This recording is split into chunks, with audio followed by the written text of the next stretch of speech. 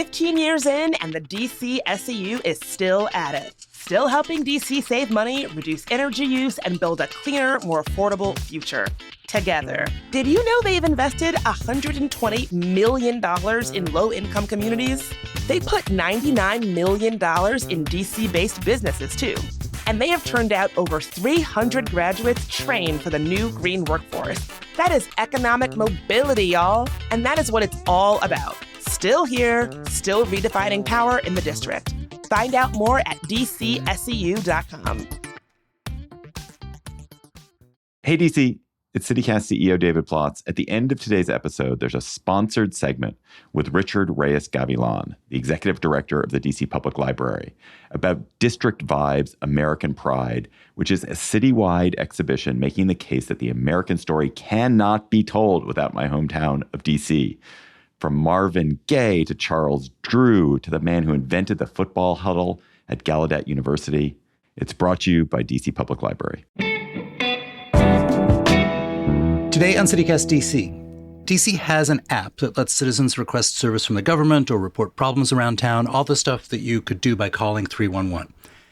And this spring, the app just, stopped working. My guest, Josh Jacobson, worked with a colleague to build their own to replace it. You'd think the city would be grateful, but you would be wrong. Josh is here to explain.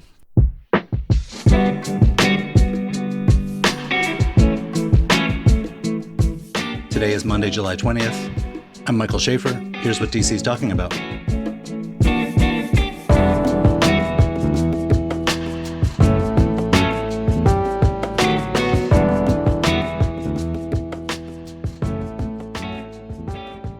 Josh, welcome. Thank you for having me, Michael. It's a pleasure to be here. So you and a colleague built your own version of DC's 311 app, and you use it and you like it better than the city's. Why did you do this with your time? Presumably you have lots of other things to do. Well, I'm actually on paternity leave right now, so babies sleep a lot. Then you definitely have something better to do. Yeah, well, babies are sleeping a lot. Basically, I've been in A&C for about 4 years. I am an advisory neighborhood commissioner in 1E near Georgia Avenue. I'm also the chair of 1E. My day job, I am a technical consultant with a large tech company. And my neighbor, Cal Fiducia, is a CTO of a startup and works in the security space and is very passionate about making usable tools for other folks with regards to their government. And do you guys have a name for your collaboration? I have a site called districtjosh.com where I've been posting all of my tools. My neighbor is pretty much focused solely on Snap 311. I use 311 all the time, and it stopped working on May 1st. At least the app itself did. And a week or two went by. Can I stop you for a second? Yeah. So for people who don't know, 311, that's the number you're supposed to call with all of your sort of regular requests of the city, right? Like garbage doesn't get collected, et cetera, et cetera. And they have an app for it. And you're saying this app ceased to work as of May 1st? Yes. Why? As of May 1st. I do not have all the technical details. I could ask my neighbor who built his own and worked around some of their issues. But, did they announce, we're taking it offline, or was it just oopsie? It was an oopsie.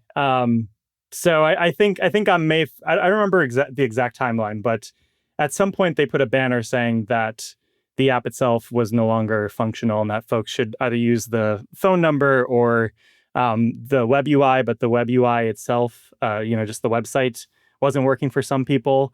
So, after about 2 weeks, I was pretty frustrated because this is supposed to be the way a lot of people interact with their government, and it's how people notify the government about, their trash wasn't picked up, or there's a dead animal in the alley that we need someone to pick up so it doesn't attract other animals. And I work in tech, and if I released a software update and the company I work for, the functionality just stopped working for weeks on end, my customers would be expecting that I was working around the clock to fix it. And it shouldn't be a 2-week issue. It should, maybe a day or two, because we would be putting all the resources we have to fix that issue. But, 2 weeks went by. So I decided to reach out to the Office of Unified Communications that owns and maintains the app, and asked a lot of pointed questions about what are the expectations for when this app is going to come back online. And what is the number say? of failed of requests? Well, the timeline is a little blurry, but at that point, I think they said they weren't really sure that it was going to be at least another weeks. And so at that point, can I just stop, because I'm finding this all like kind of incredible. You as an advisory neighborhood commissioner, you spend, I guess, your own time like walking around looking for issues in your neighborhood. So it's not just your own personal garbage needs and stuff. It's kind of, I keep an eye on my alley, that sort of thing. This is what good citizens do.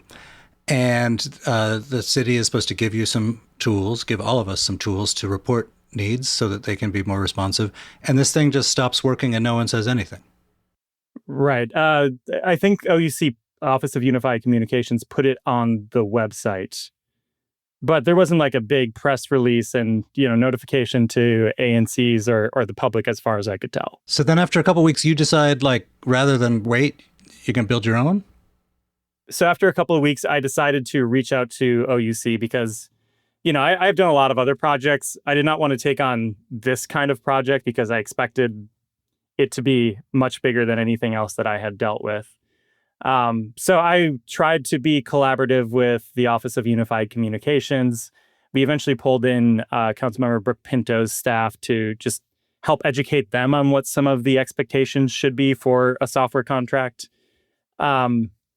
And I can't remember the exact launch date, but eventually, after my neighbor and I had met with Pinto's staff on our bike ride back, he was just like, well, we can probably just recreate this ourselves because, we can look at what the application is doing and see how it's transmitting the request to basically Salesforce, or that's the management system that we use for our requests.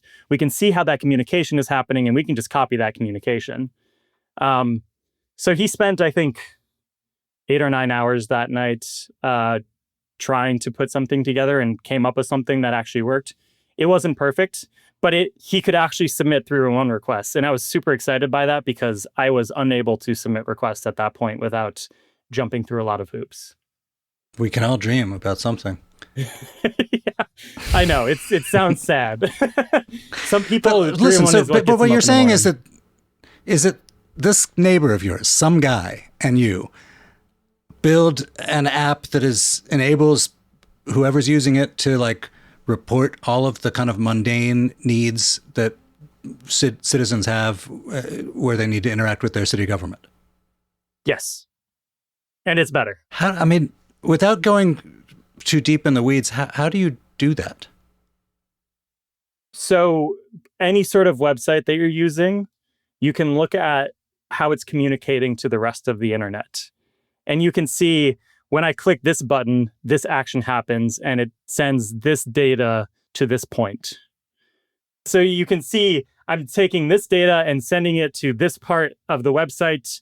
And you can, depending on how the website is built, just copy that and make your own sort of calls to that portion of the website and say, I'm submitting this 301 request. Here's the information that I have that you require. And as long as it matches what you require, then you'll accept it. So that's what my neighbor did. Better. How is this better? I wish it wasn't better because we pay Accenture north of $500,000 a year to maintain this app, the DC app. We, the citizens of the District of Columbia. $500,000 for the app, but $500,000 for the back end. But so in combination, $1 million a year. When I submit a 311 request, I'm usually walking my child around the block. I don't have a lot of time to stop and click buttons. If you're using the app when it's functional, which it wasn't functional for 6 weeks, which that itself is insane. But if you're using the app when it's functional, I've timed it a few times and it takes me roughly 1.5 minutes to submit a request. Because there's just a lot of like clicking a button and waiting 15 seconds, clicking a button, waiting another 20 seconds. And with my neighbor's app... Your child could run into traffic during that time. Well, he's in a stroller, so he can't do too much yet. But with my neighbor's app, in that same minute and 20 seconds, I can submit 3 requests. And like the user experience is so much better and it just feels better. And this is going to sound weird. I'm more excited to submit 311 requests because, he's added little rewards in the app. And it's like, you submitted requests 3 days in a row. Here's another little badge that you get for the app. I can imagine that a lot of governments in the world might not want people to feel an incentive to submit requests. That is fair. And maybe that's some of the calculus why there hasn't been as much effort into making the existing 311 app more usable. But so Josh, what is your app called and how can people get it? It is called snap311.app. There's a beta for Android and beta for iPhone right now, but the instructions are all on the website. It's just a little bit more complicated than going to the App Store, but it's functionally the same workflow.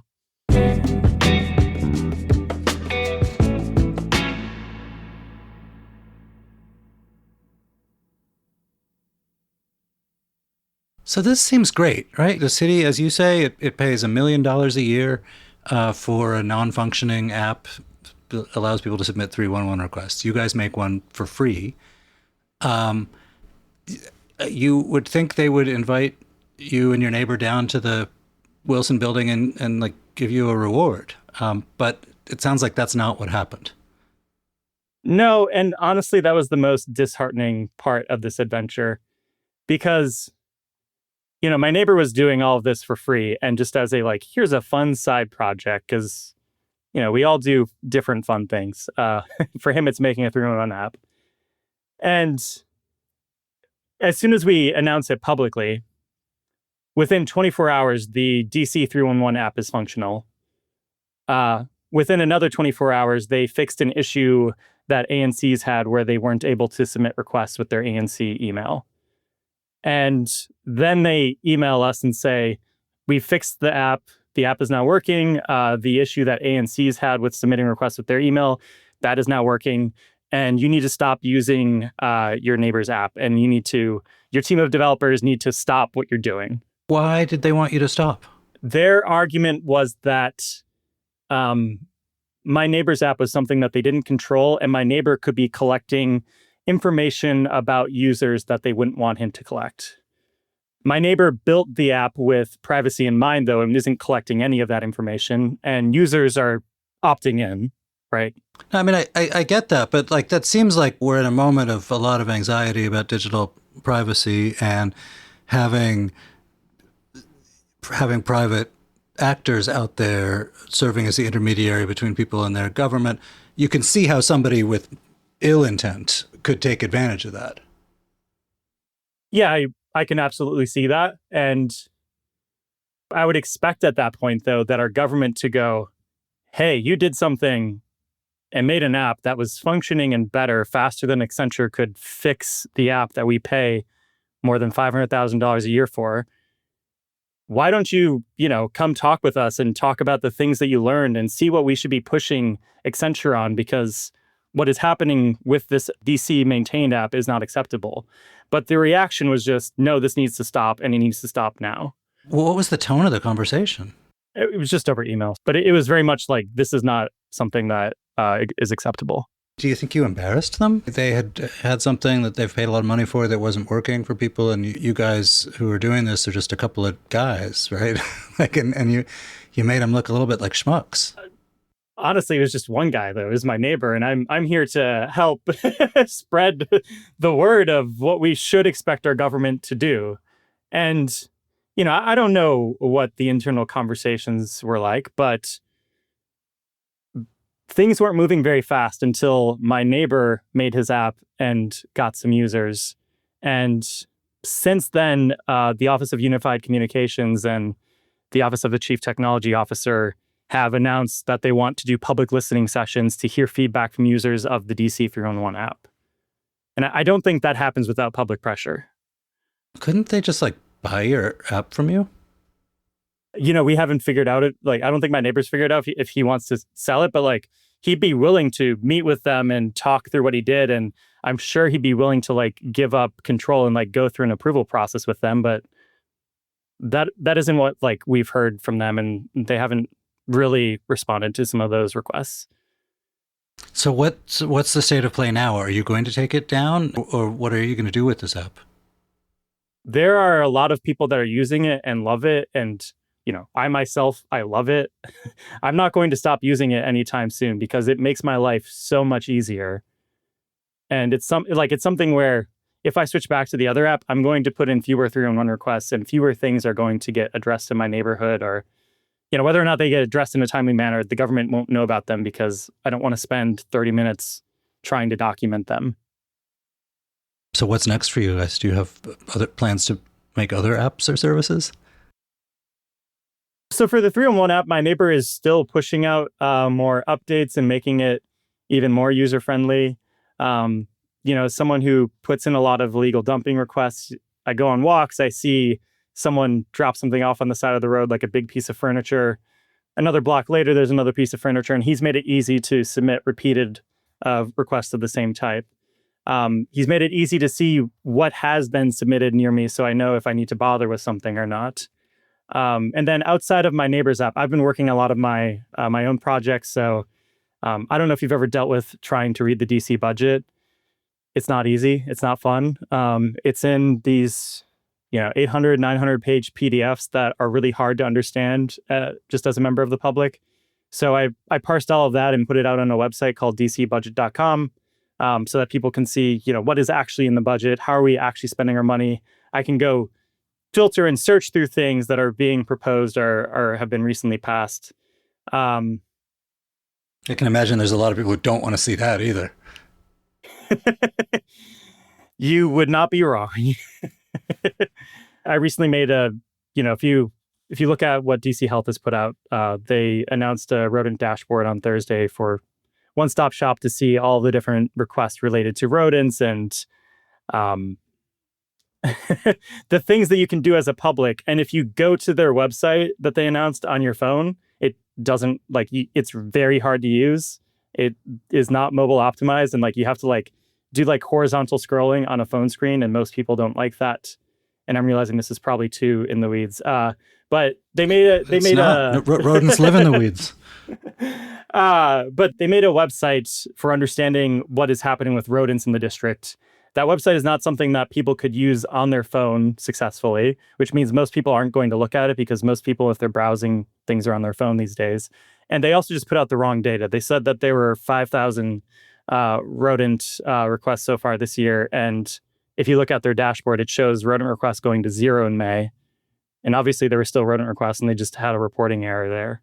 So I built a rat tracker dashboard that is a mobile-friendly version of the dashboard that DC Health released.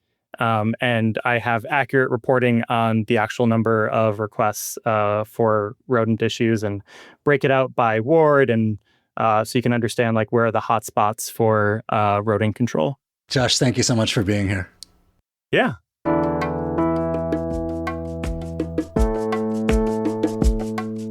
And that's all for today here on CityCast DC. If you enjoyed the show, why not tell a friend, rate the show, leave us a review, and subscribe to our morning newsletter. We will be back tomorrow morning with more news from around the city. Bye.